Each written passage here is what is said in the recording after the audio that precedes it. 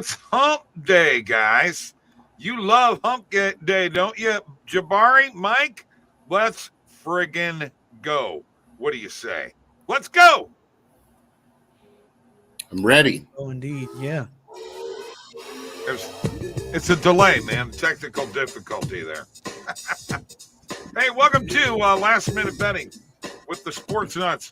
Our special guest, Jabari Marquis, otherwise known as Bari Crazy.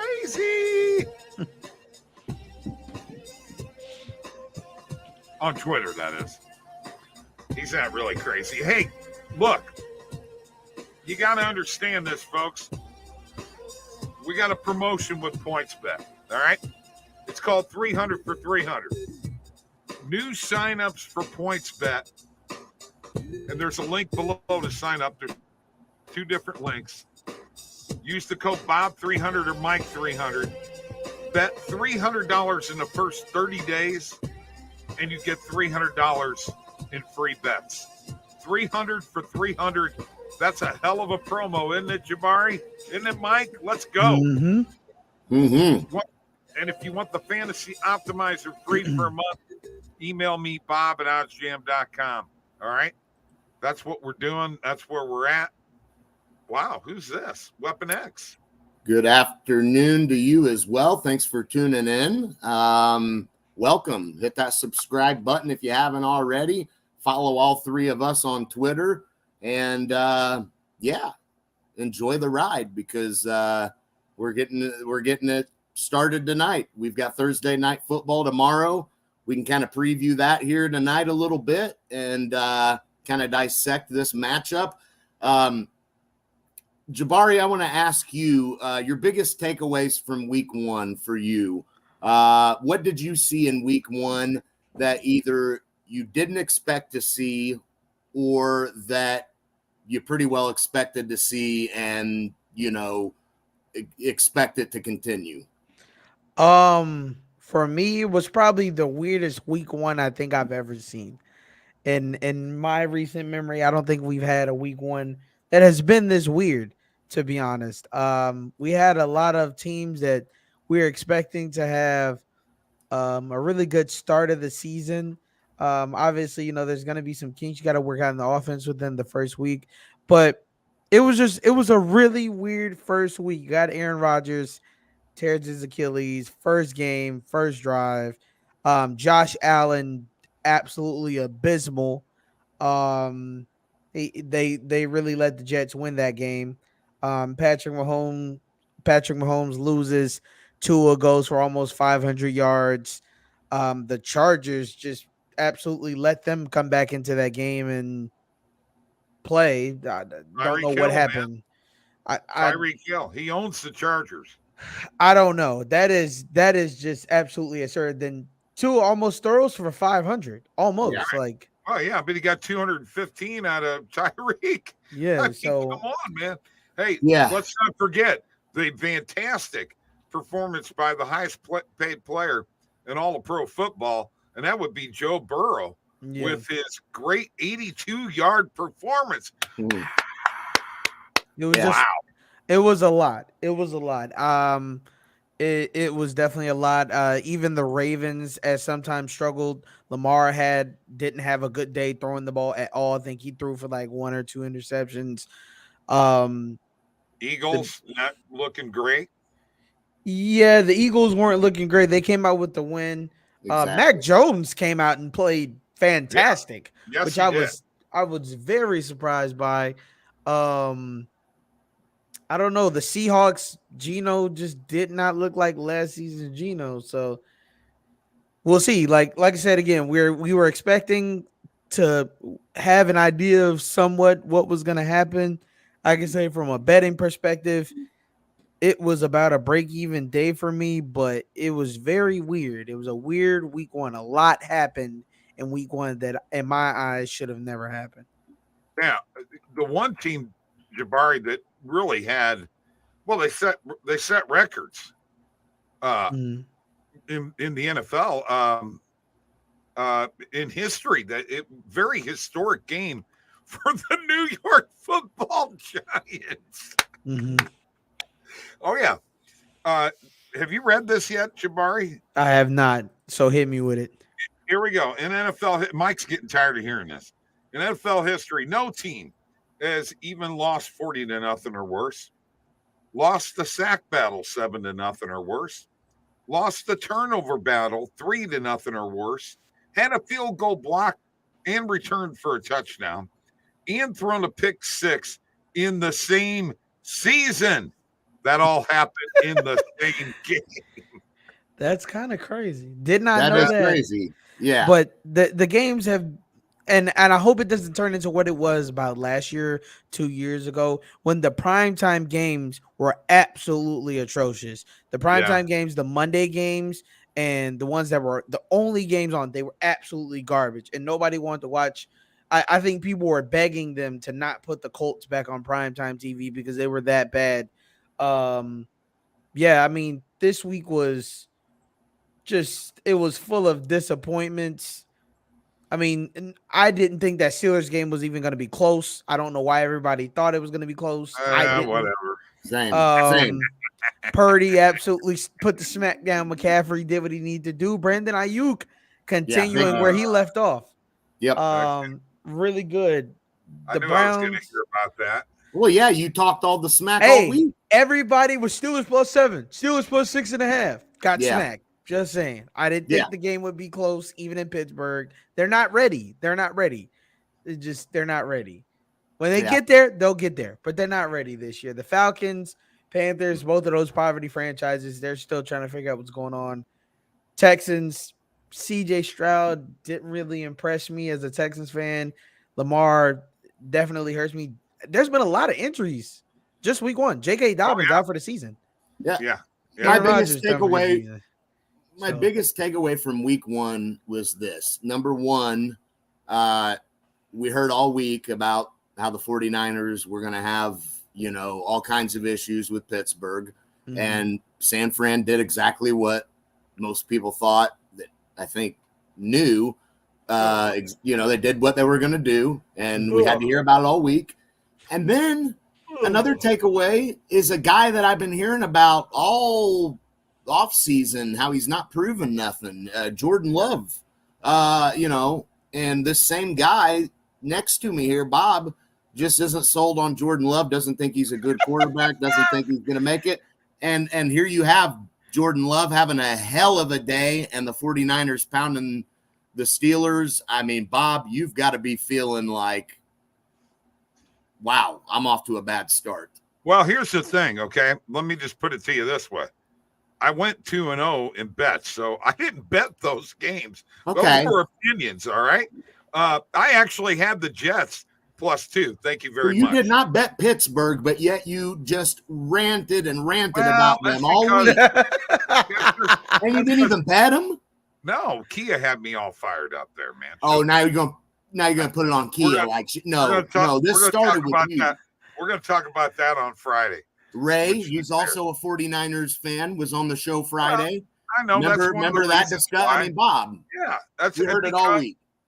I know you heard it all week because of Jabari and Ray more than anything. Trying to get under their skin a little bit, Mike. That's the game I play. Well, guess what? You guys got smacked. So I know. Hey, and Brock looked pretty. He definitely looked pretty.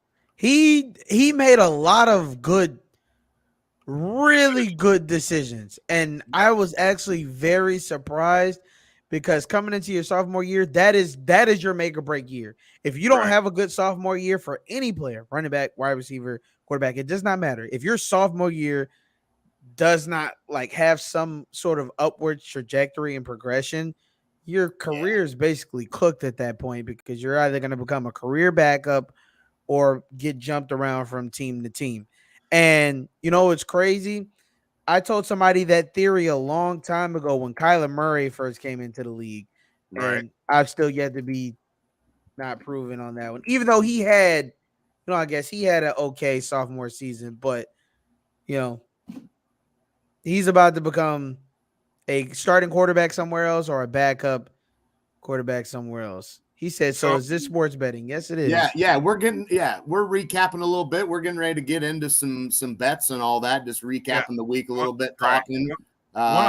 want to pull up the sportsbook screen here, though, folks, because you can get this, and you get a 7-day free trial, and you can take a look at all of the lines right now.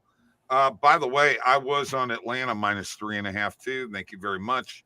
That's my 2-0 start. Atlanta and the Jets. I find this interesting. Atlanta at home and getting a point. It's pretty well a push. It's a pick'em game, but I don't know, man. I think this Falcons team might be a little bit better than what everybody thought. What do you guys think?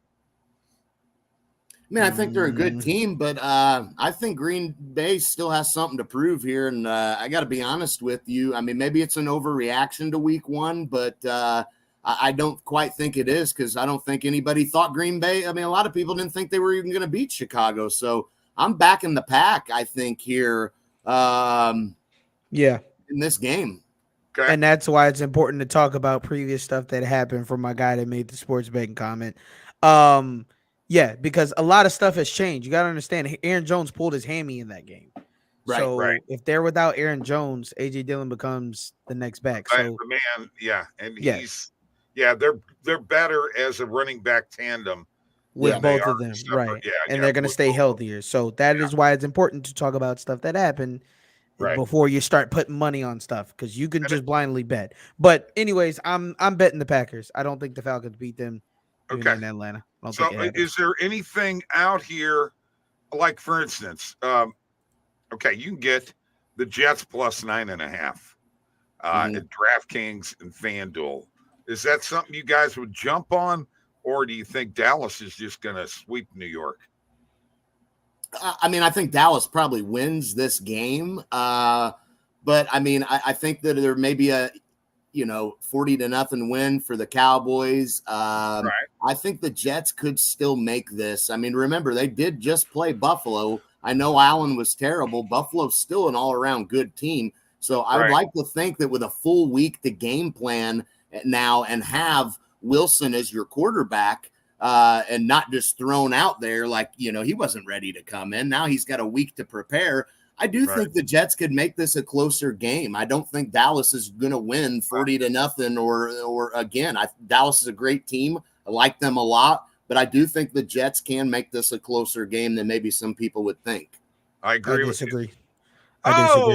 It's a blowout. Only thing that's going to save them is defense and Breece Hall.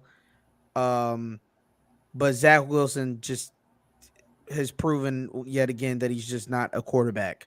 Sorry. Well, hang on. Don't you just think, Jabari, that with Hall and Cook, that they could control the game and the clock? Yeah, but Cook's got to get going, man. I know. Yeah. He didn't have much. By the way, he reminds me of like he did last year. So, like he just doesn't seem like he's got that it factor right now that he used to have. But I don't know what it is. He'll go 70 yards before you know it. Yeah. What about the Raiders? I know. What about the Raiders against the Bills? This is a game I think is going to be closer than everybody's thinking. After Josh Allen's performance versus, in my eyes, a Jets team he should have won. They're missing their quarterback. I mean, the Raiders didn't look the best, but they didn't look the worst either. So I don't know. I think this will probably be a closer game.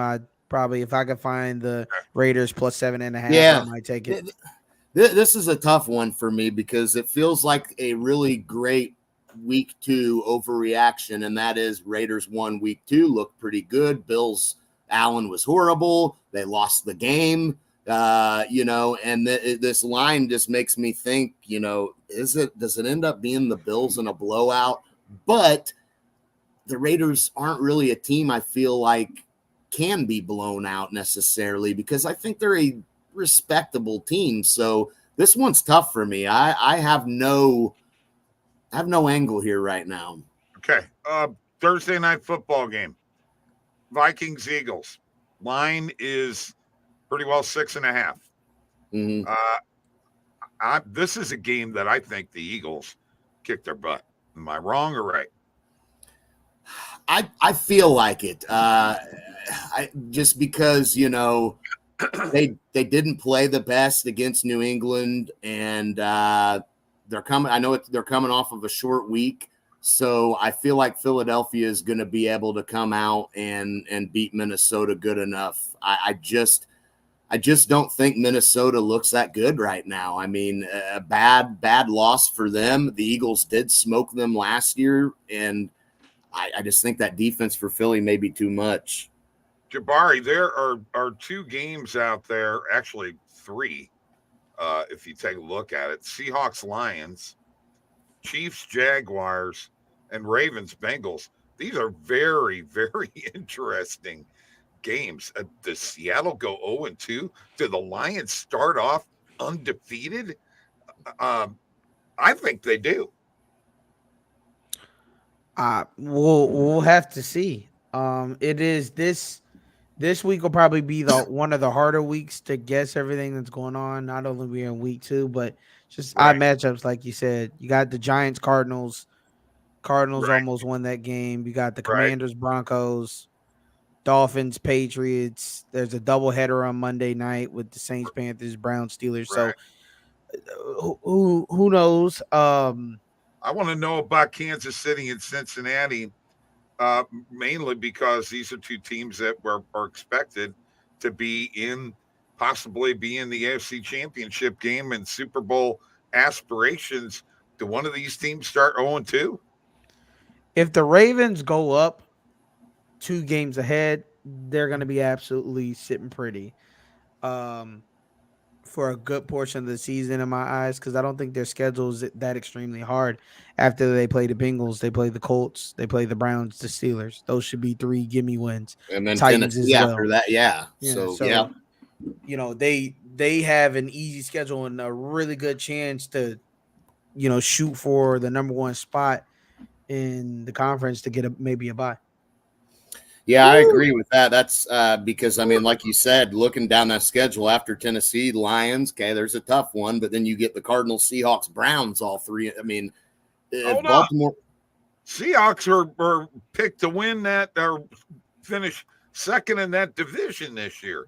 That's fine. I think those are all very winnable games for Baltimore. And when you look at the schedule, that's a game I think you had circled at the beginning of the year for Baltimore to potentially win. I know I did. So I think if Baltimore wins this game, it's going to be tough for Cincinnati.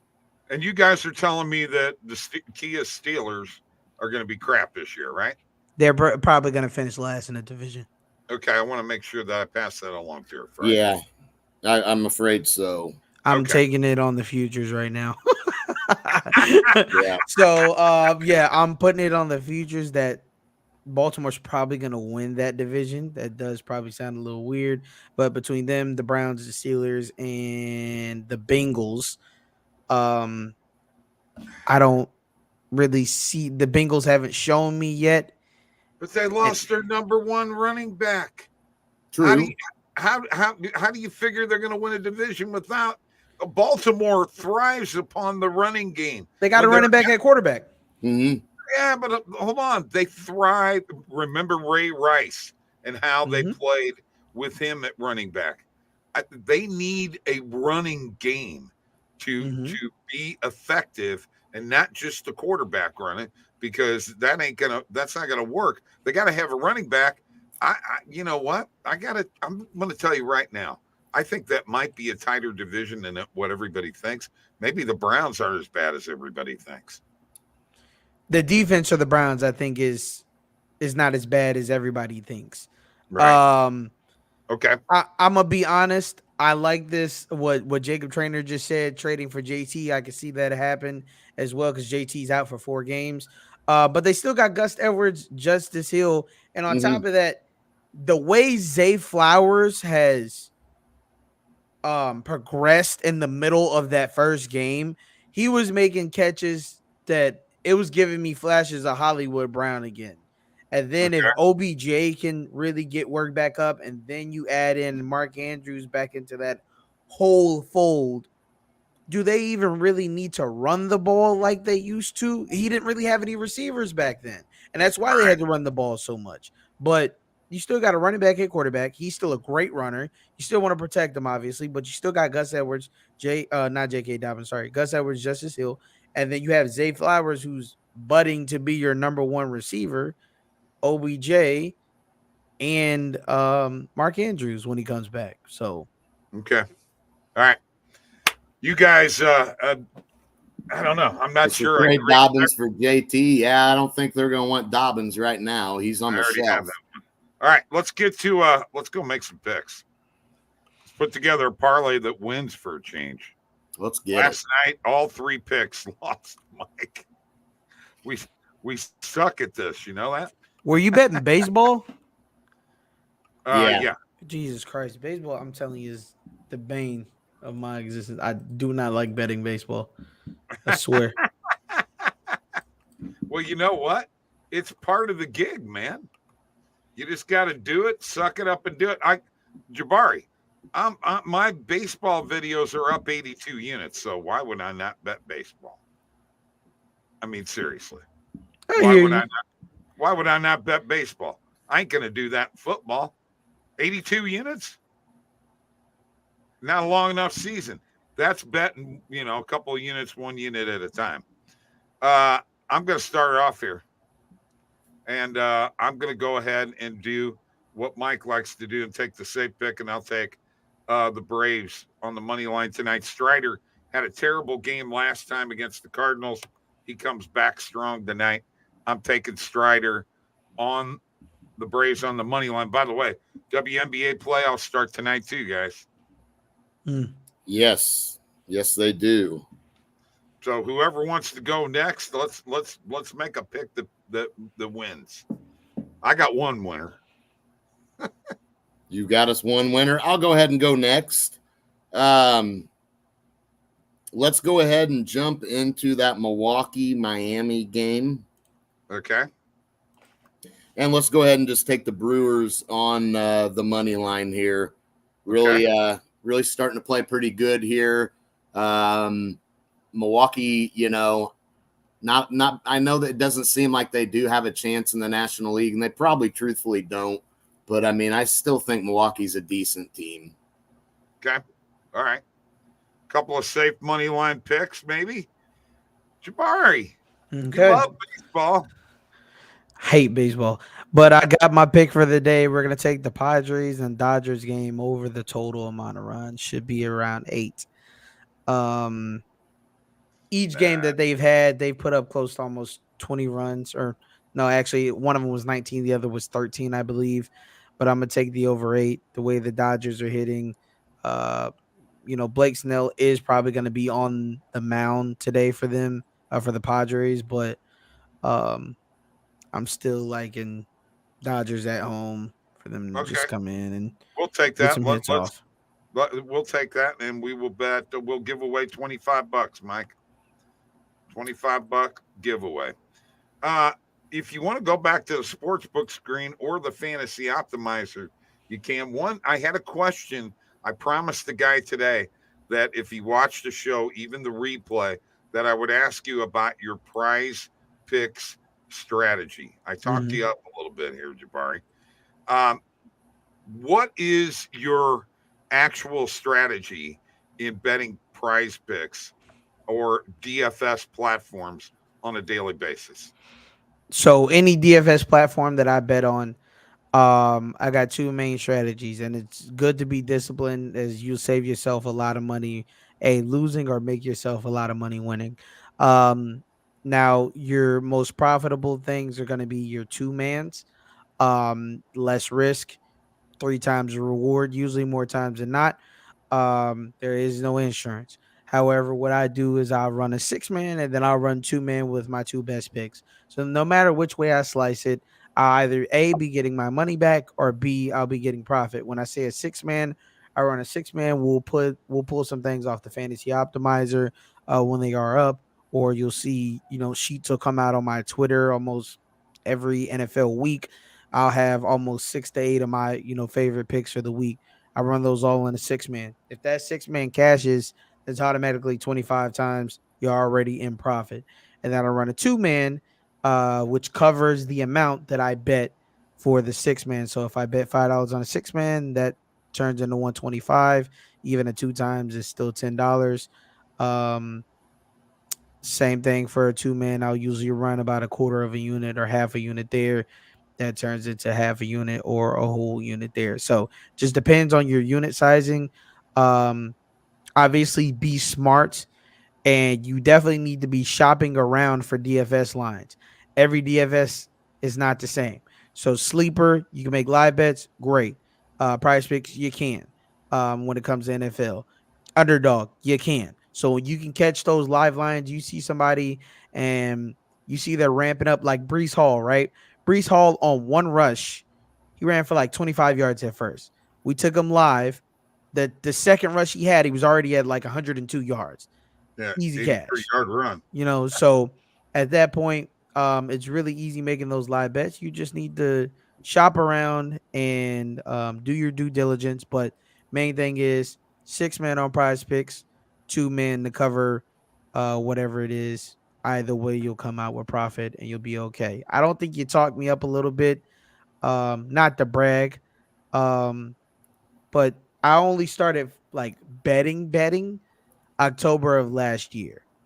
And in net profit, right? In net profit, I'm up 14,000 just from October last year. And mind you, when I actually started betting, so my rule is I don't put any money out of my personal paycheck. Obviously, I work a job.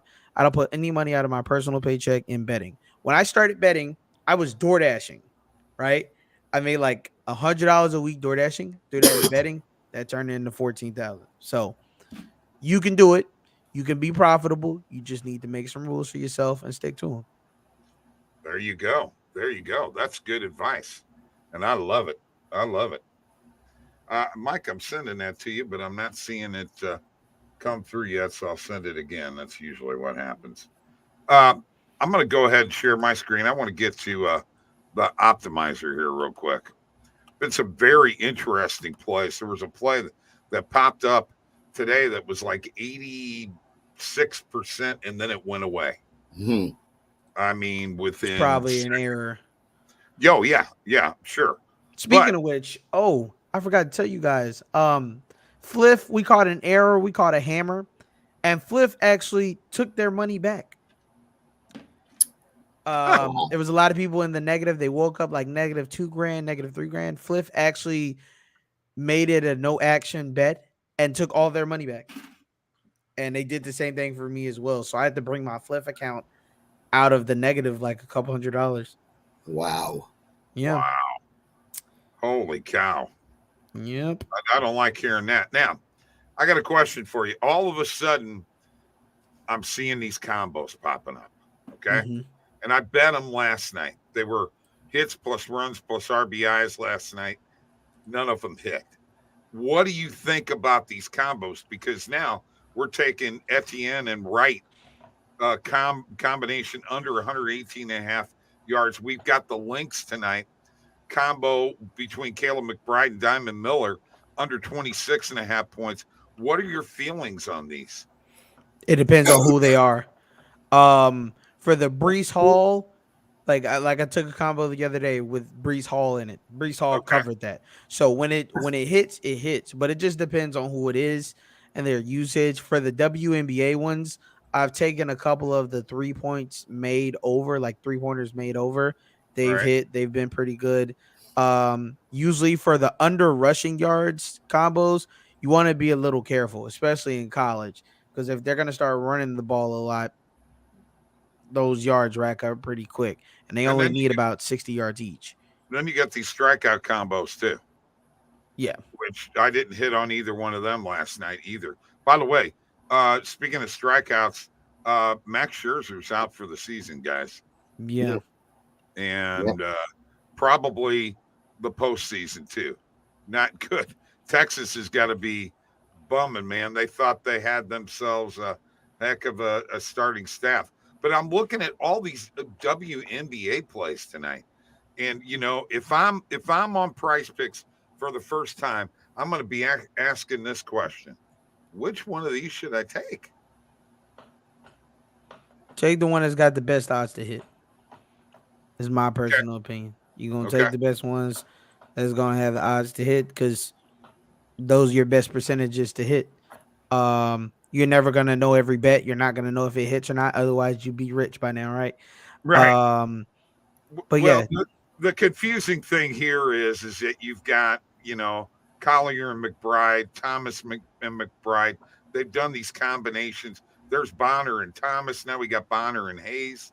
It can get kind of confusing there, very, very much so. I personally, I'm going to try, just taking the top 6 picks here tonight and seeing what happens. And probably, taking these top 2 and, putting them in a 2 pick. And like you said, it doesn't happen till Saturday. But if you wanted to just put a 6 pick together, you got a bunch of WNBA plays here, folks, for tonight. A bunch. Okay. So just want you to know that. I want a little strategy session there on the Fantasy Optimizer. A lot of people in states that don't have legalized online sports betting have been signing up for the free trial for the Optimizer, and they got a lot of questions, don't they, Mike? Mm-hmm. So it's good to have an expert on. Like I said, I've been tooting your horn. I wouldn't say expert, but yeah, definitely. They can reach me at my Twitter at any time. Shoot me out any questions, or any questions here. I want them to start coming in the show more because this is the time where we start, coming in the lab, so on and so forth, and we'll be in the lab together. Otherwise, you could always reach us at any of our Twitters. I'm sure these guys also have some great input. They are pretty good bettors themselves, so use us as resources is all I say. The only thing that you have a major advantage over us, my friend. You've placed a lot more bets in DFS than I have. Yeah, and because that's the main legal thing here, right? Right. And there's up until about a year ago, sports bets really weren't legal. Even DFS was not even really fully legal all the way. So, right, exactly. All right, we're gonna get out of here, folks. Great show tonight. Lots of information. No, we didn't get any positive EV plays, but that's okay. We showed the sports book screen, showed the optimizer, and got a lot of good information on the NFL. Follow us on Twitter, all of you folks. Thank you, Twitter people, YouTube people, and Facebook people, especially Jabari Fowler. Peace out.